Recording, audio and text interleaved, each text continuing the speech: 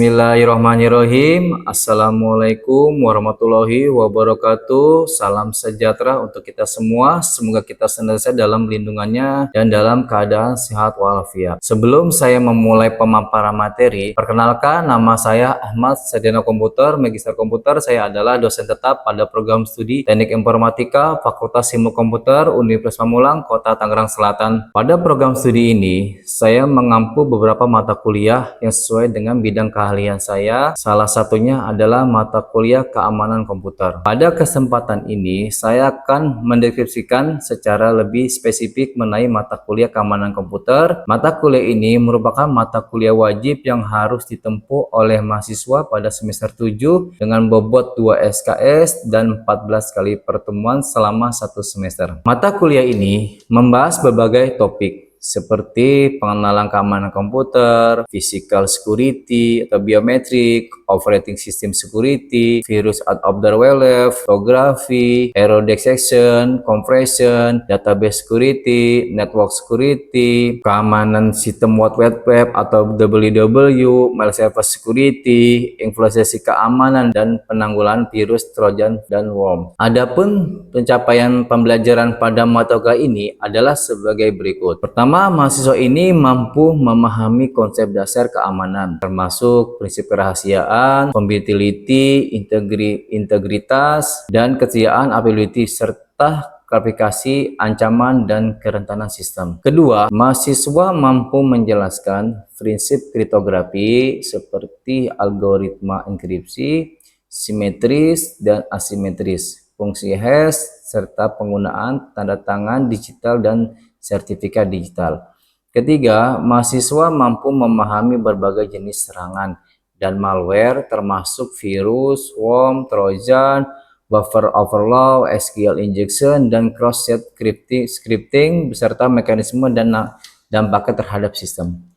Keempat, mahasiswa mampu menjelaskan mekanisme keamanan sistem operasi dan jaringan termasuk konsep autentikasi, kontrol akses, firewall, sistem deteksi intrusi IDS, serta protokol keamanan jaringan seperti TLS atau SSL, IPsec, dan Kerberos.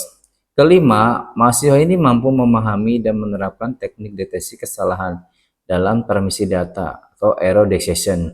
Keenam, mahasiswa ini mampu mengikuti perkembangan dan memahami aspek legal dan etika seperti kebijakan keamanan, standar industri, common criteria, GDPR, serta tanggung jawab profesional dan hukum dalam dunia cybersecurity. Ketujuh, mahasiswa mampu menjelaskan konsep kompresi data dan kaitannya dengan keamanan, compression. Kedelapan, mahasiswa mampu mengimplementasikan keamanan basis data, database security. Oke, selanjutnya terkait sistem pembelajaran yang saya gunakan selama mengampu mata kuliah ini adalah blended learning, yaitu perkuliahan yang dilaksanakan secara tatap muka, luring. Nah, dengan demikian kita mengikuti kalender akademik yang telah ditentukan dan diproses pembelajaran disesuaikan dengan kalender tersebut. Adapun metode pembelajaran yang saya gunakan selama perkuliahan terdiri dari beberapa pendekatan. Yang pertama ini, saat perkuliahan luring di kelas, saya menggunakan metode ceramah dengan menjelaskan materi secara sistematis. Nah, kedua, saya mengadakan forum diskusi untuk mendorong mahasiswa berintegrasi dan mendiskusikan materi keamanan komputer.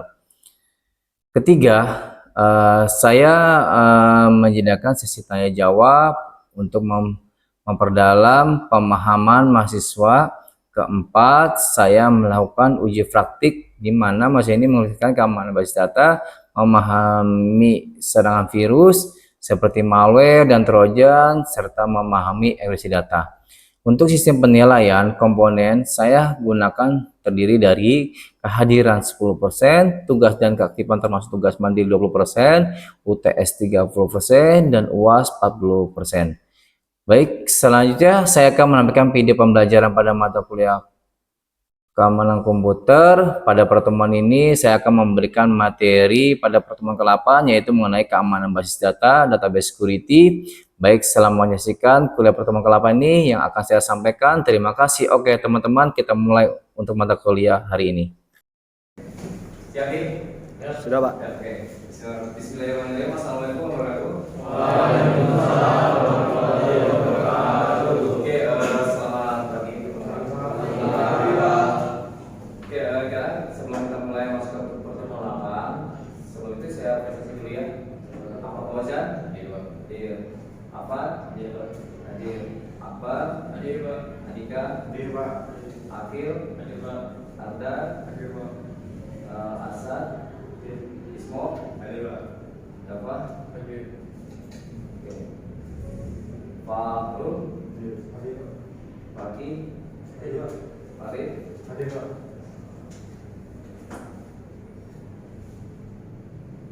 Oke, jangan hadir semua ya. Oke teman, sekarang kita masuk di pertemuan 8 ini. Kita itu membahas database security ya. Oke, sebelumnya kita ngebahas kompresor. Nah sekarang saya di pertemuan ini saya membahas database security. Apa itu database?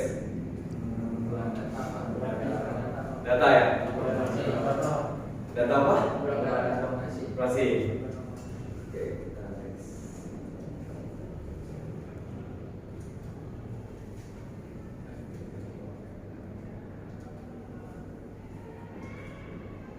Oke, apa itu database? Nah nih, kumpulan data yang disimpan dan diatur atau biasanya sehingga data tersebut dapat diambil atau dicari dengan mudah. Nah ini database.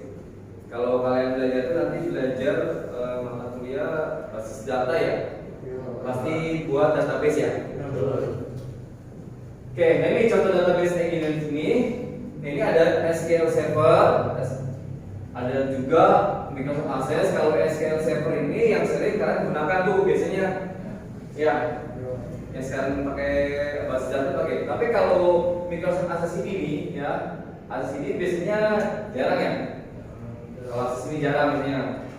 Ya ini jarang ya kalau Access ini. Ya lagi Oracle database. Oracle database. Kalau Oracle ini kalau kalian itu jadi admin tahu tuh Oracle ya, membuat database. Makanya kalau anak database itu pasti main tuh kalau kalian paham database. Ya pasti kan kalau kalian jadi IT pasti ditanya juga bisa database nggak? Nah itu. Ya.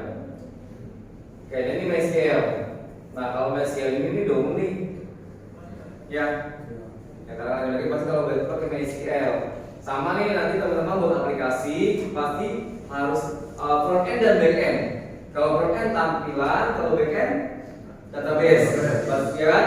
Makanya rata-rata semua anak IT itu pasti dia bisa bikin tuh, bisa bikin web cepat gitu 5 menit dari website. Tapi kalau dia masuk ke front end ya database itu bakal lama.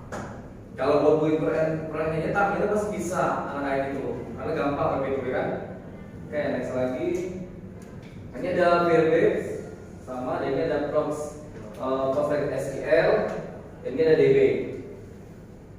Oke, kita next lagi. Nah, ini apa nih ancaman-ancaman bisa database apa ancamannya nih? Apa nih? Ancamannya? Ancaman base. Apa? Nah, ya itu kan. Kayak ini ancamannya nih.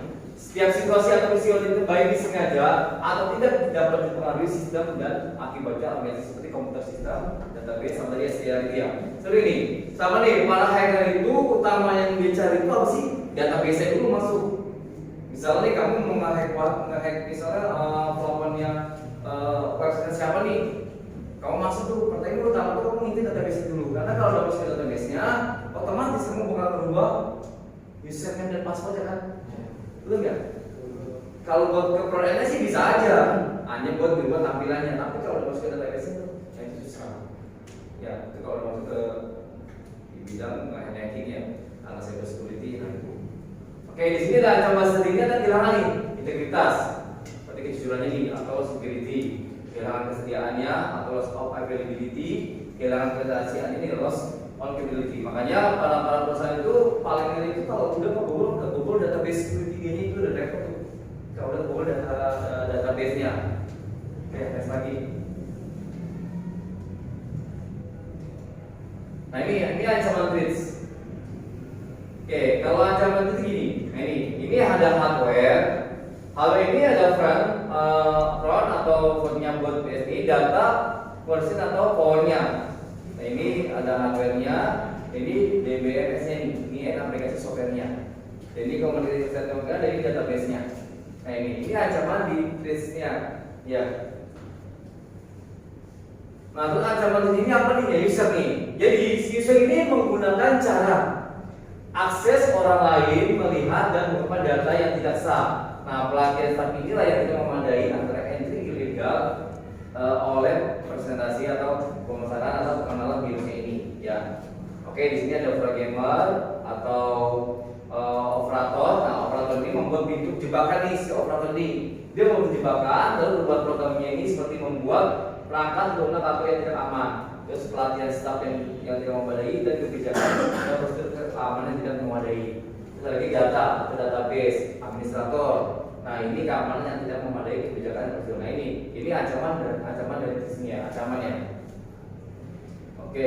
Nah database security ini merupakan komponen penting dalam sebuah infrastruktur informasi. Nah itulah makanya para perusahaan itu pasti dia mengamankan database dulu nih. Karena penting, kalau database dicuri, berarti rahasia perusahaan dia bakal tahu, apalagi aplikasi dianya. Itu ya sangat penting ya. Terus aplikasi sistem ini hampir semuanya itu menggunakan database. Ada nggak aplikasi yang menggunakan database? Nggak ada ya? Hah? Ada? Nggak ada ya? Sekarang itu kan orang nggak mesti pakai MySQL ya. Kalau salah ada aplikasi baru tuh yang terbaru lagi. Jadi nggak usah pakai MySQL ya. Database apa ya, aplikasi apa sih pernah lihat perlu baca ya. Jadi nggak usah. Kalau nggak salah di aplikasi Visual Code ya udah ada ya. SQL aja. Betul ya? SQL. Iya MySQL ya. Jadi kita udah nggak usah pakai MySQL lagi ya, karena udah otomatis. Makanya kalian kalau mau belajar itu ya ke MySQL. Ke aplikasi Visual Code itu lebih lengkap karena kan cuman sayangnya kalau dia itu kan kita ngisap S-nya lagi, ya kan? Jadi ada beberapa kali ya. Oke kita next. Nah situs-situs e-commerce ini atau situs lainnya itu menggunakan database atau menyimpan informasi dari visitor, ya. Nah apa perlu diamankan? Perlu, karena kalau nggak perlu ya kebobol terus database-nya, ya. Contohnya kampus kita nih, kalau database apa ya kebobol terus database-nya. Nah pada praktik ini tidak demikian jarang diperhatikan dan sering diabaikan ini. Praktik jarang diabaikan masalah database. Jadi ya udahlah biarin aja, nah itu. Jadi nggak dipedulikan ya. Paling itu penting. Kenapa? Ya karena mereka itu lebih memperhatikan web servernya atau aplikasi servernya ketimbang database-nya ini. Rata-rata mereka itu pasti memperhatikan ini web server ini yang penting. Aman nggak servernya? Sama dia pakai aplikasi servernya ini. Aman nggak? Database itu sama diabaikan. Oke, next lagi. Oke, nah ini perhatian lebih banyak itu diberikan untuk perlindungan terhadap serangan DOS ya, DOS atau device. Nah, ini yang standar itu serangan DOS atau device-nya ini. Nah, apa yang jadi bila database server diserang? Nah, jadi apa nih?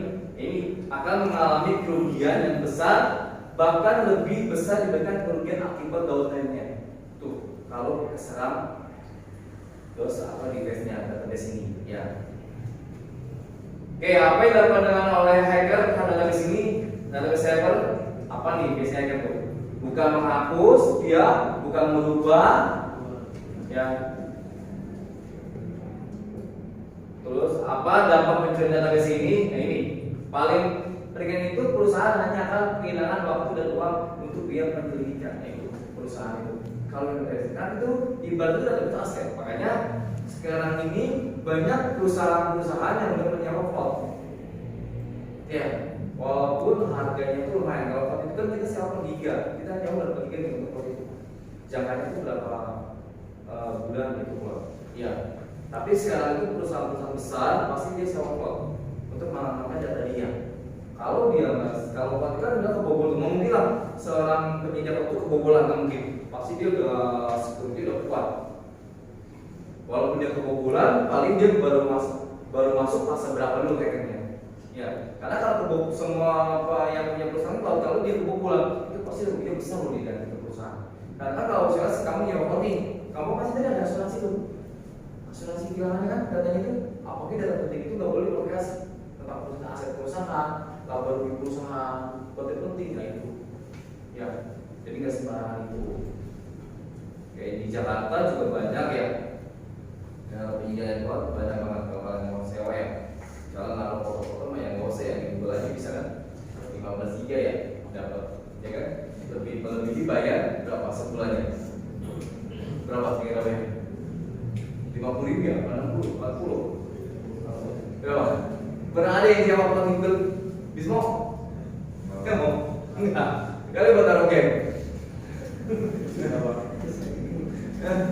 Atau taruh foto-foto dari SD, SMP, SMA, sewa cloud.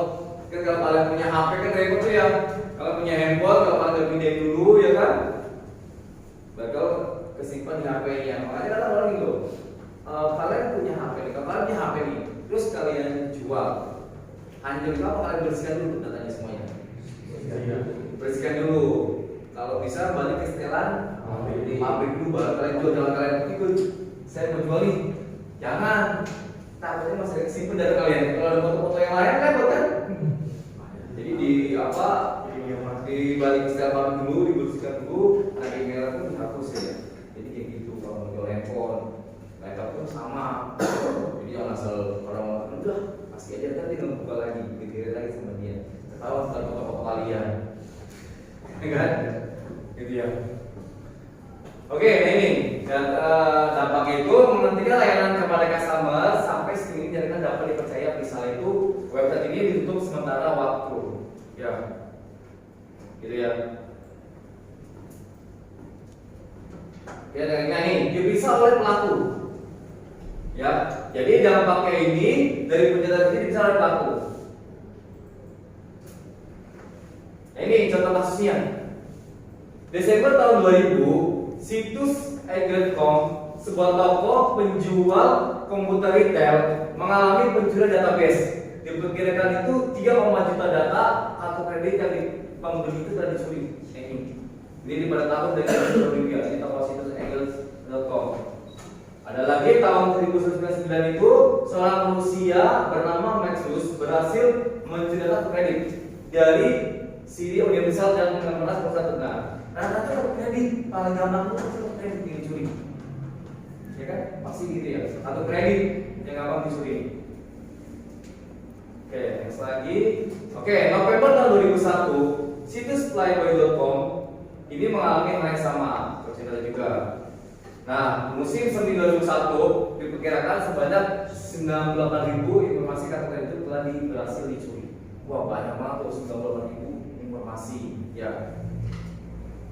Nah, Maret 2021 FBI melakukan lebih dari 40 situs perbankan mengalami pencurian oleh hacker dari Rusia dan Ukraina.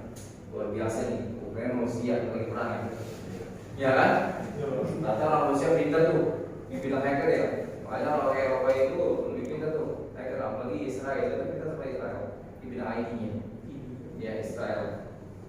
Makanya orang luar itu pintar tuh, apalagi pindahan. Nah itu Indonesia. Kalau pindahan Indonesia lagi dikit ya. Di sini ada orang yang pindahan nggak ada. Siapa? Bismo kebetulan India mau. Orang ya. Enggak. Oke, next lagi. Nah ini langkah-langkah apa sih yang perlu di database? Langkah-langkahnya, nah pertama ini database ini server. Jadi yang harus dikomunikasikan dengan benar, baik database yang engineer maupun infrastrukturnya. Oke. Nah pemberian otoritas ini biasanya nih harus sesuai nih dengan kebutuhan aplikasi itu. Ya harus sesuai.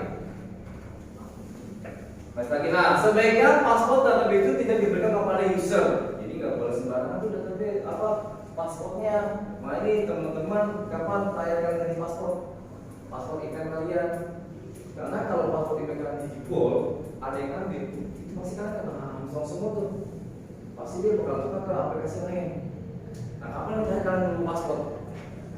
Buat pernah lupa. Wah, kalau bisa password itu di request Kalau dalam menghitung IT kan data server itu kan hitungan berapa menit atau berapa hari itu ganti password. Jadi 3 hari sekali, 2 hari itu ganti password ganti.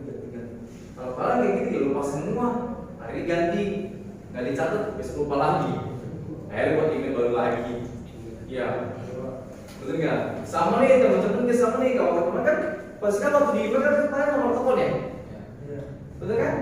Nah kalau kalian nomor kalian udah nggak aktif, itu kalian hapus yang di email kalian, ganti, diperbarui sama nomor yang baru. Ya kan? Sekarang kita open notifnya ke mana? Database ya, email ya, kan pasti ya, betul nggak? Nah, terus teknik lagi, nah hanya diperlukan untuk mengakses data yang diperlukan saja. Nah, jangan menggunakan user root ya, sistem atau selevelnya ini pada aplikasi untuk mengakses ke database server ya. Oke, terus jangan pernah user ini atau selevel itu tanpa password.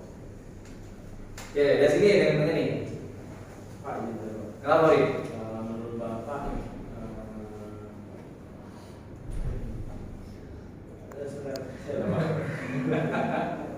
menurut Bapak mana yang lebih berbahaya antara virus komputer atau human error secara umum? Terus bisa Bapak jelaskan? Nah, kalau human error berarti balik ke usernya. Apalagi lagi ada masalah, apalagi putus cinta, bener nggak? Tapi kalau virus itu lebih bahaya. Kalau kita tahu, misalnya kalian punya platform ini, atau masuk trojan atau malware, si trojan itu kan virus yang susah sampai tahu tuh susah gitu. Itu si trojan itu menyerupai kayak siluman, tau nggak? Itu diam-diam tuh. Itu mengambil database diam-diam, data kalian, trojan itu. Kecuali kalian pakai yang berbayar antivirus atau protect. Sama malware sama tuh sekarang berbayar. Tapi jujur saya kalau jatuh pakai antivirus karena nggak penting ya. Saya nggak, dan data saya nggak banyak penting ya. Kalau yang penting pasti saya bakal yang beli yang berbayar. Itu ya perbedaannya nih. Kalau masalah itu ya bukan yang penting gimana tuh. Orang lagi kerja kan, kalau lagi galau gimana bisa nggak bekerja? Susah. Bener ya? Input, apalagi dia sebagai admin atau teller. Orang nabung 1 juta, ini 1 M. Gimana? Nah itu balik ke dirinya. Kalau yang virus itu ya itu yang lebih bahaya itu virus. Kita nggak tahu. Apalagi katanya Android itu kan lebih rentan terhadap virus ya. Betul nggak Android itu? Tapi Android yang sekarang itu kalau masalah HP yang keluaran 2025 kan itu kalau masalah apapun itu deteksi ya. Salah dikirim aplikasi APK di grup ya. Itu deteksi kan berbahaya, nggak pasti udah diinstal. Benar kan? Tapi kalau link-link itu saya nggak tahu kalau apa yang keluar sekarang ini. Dia nanti kalau link misalnya ada orang teman kalian itu bikin link, ternyata pasti klik langsung mati HP-nya. Link itu bahaya banget. Ya. Oke, ada lagi. Apa? Kira-kira kalau mengeksekusi data itu bisa lama query nggak Pak? Karena kan ketika kita masukin database kayak password gitu Pak. Nah, password itu kan di-hash jadi enkripsi kayak password 123. Ketika masuk ke database kan bukan password 123 kan ya Pak. Jadi kayak SI 218 gitu. Iya. Nah, kira-kira itu bikin lama database nggak Pak ketika ditarik lagi gitu datanya? Enggak juga sih. Karena udah bisa online ya. Itu yang bisa nggak kalau online database? Bisa. Bisa online, tapi kan agak lama. Tapi gitu sih nggak lama sih kita isi database-nya. Ya. Tapi ya namanya kalau apa ya kalau mau waktu ya nggak mau waktu 1 3 nggak mau waktu. Oke tadi pagi Pak Febri nggak mau waktu.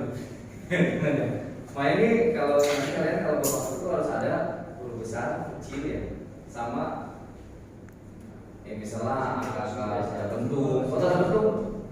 Apa tertentu? Tanda seru ya. Kalau tertentu tanda tanya terus pagar nah itu. Tapi kalau buat database itu cepat saja. Kayak ini. Ya. Oke kita lagi ya. Oke nih bagaimana sih dengan infrastruktur jaringan ini? Nah ini kalau masalah jaringan ini. Oke, pisahkan database server ini dari aplikasi server. Jadi modul 3 tier ini bukan 2 tier tapi modelnya itu 3 tier, bukan 2 tier. Nah 2 tier ini jika hacker berhasil menjebol web servernya ini, maka mereka akan memperoleh akses database kita. Jadi hacker itu pertama apa? Dia web servernya dulu nih. sama Dini. Kalau dia udah bisa otomatis, berarti dia bakal bisa mengakses ke database. Ya. Nah, muncullah masalah. Ada cost untuk server lagi, tetapi lebih murah dibanding kerugian bila database itu disuruh orang. Nah, kalau 3 tier ini kinerjanya menurun karena apa? Dia itu butuh waktu, oke, untuk transfer atau data antara web dengan database server ini. Ya, kata database server, aplikasi server atau client ini. Oke, kata dia. Oke, ini jangan menaruh database server ini di DMJ. Kalau ini dapat dihasil dari publik, apabila memberikan kita kepada DMJ yang yakin aman atau tidak. Nah, memang benar teori ini akan mendrop paket yang datang dari luar atau menuju database ini. Nah, ada 2 cara nih. Ya, ada 2 cara ini. Nah, ini. Nah, ini internet, ini firewall, ini DMJ-nya. Ini firewall, ini DMJ ini. Itu di keamanannya ya. Nah, ini firewall ini sebelah kanan konfigurasi agar yang menuju ke data harus berasal dari web 1 dan menuju ke port 400. Nah, jika ada server lain yang terkena di RDJ, maka server itu tidak dapat menyerang ke data 1. Oke, kita next lagi. Nah, ini DMJ-nya, ini database-nya, ini firewall, pagar ya. Nah, ini DMJ script-nya. Ini konfigurasi adalah menuju ke data satu datang dari web satu menuju ke portnya.